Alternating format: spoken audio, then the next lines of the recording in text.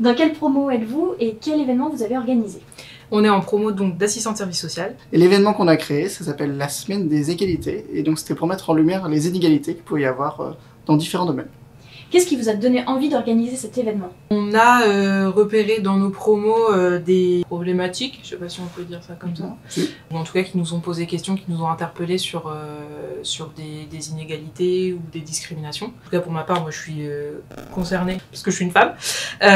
Et du coup on a eu envie de mettre quelque chose en place au niveau de l'école parce qu'on estimait que dans les métiers qui sont formés ici à la Croix-Rouge, les discriminations n'ont pas leur place en fait, quelle qu'elle soit.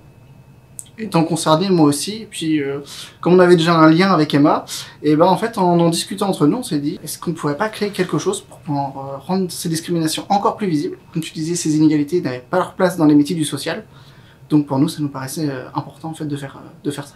Est-ce que vous avez une anecdote sympa sur la préparation? Je dirais l'après-midi à gonfler les ballons. Ouais. Ça, ouais. c'est quand même C'était cool. bien amusé, gonfler tous les ballons, à pouvoir les mettre, à se demander comment on allait pouvoir les mettre. Si vous deviez rédiger un guide de survie pour les prochains organisateurs, quelle serait votre règle d'or? La communication déjà, ça me paraît important. Ne pas avoir peur d'y aller et faire partie d'un projet au niveau de l'école.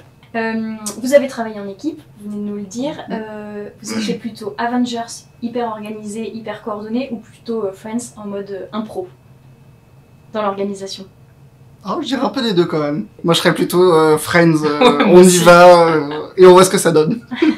Mais parfois on avait besoin d'un peu de cadre, donc Avengers c'est bien aussi. Les deux donc. Ouais, Ouais. un peu les deux. Ok.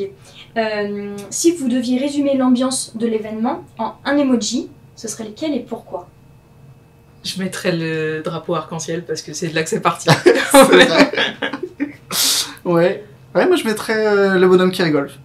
C'était quoi le moment où vous vous êtes dit c'est exactement pour ça qu'on voulait le faire, qu'on voulait faire cet événement-là? Pour ma part, ça a été au moment des rubans qui ont été accrochés au niveau de l'arbre de l'entrée.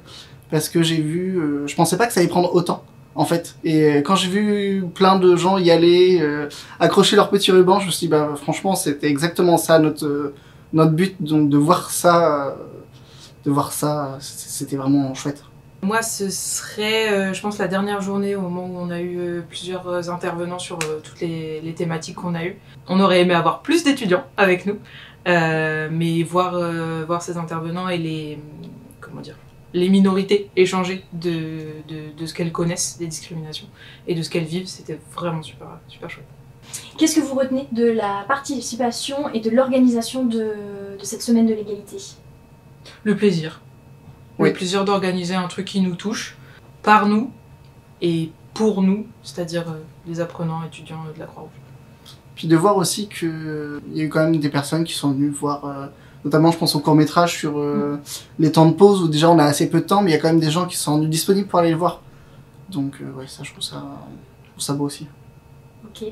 Et cap ou pas cap de remettre ça cette année? Un Carrément cap, cap. c'est en préparation d'ailleurs.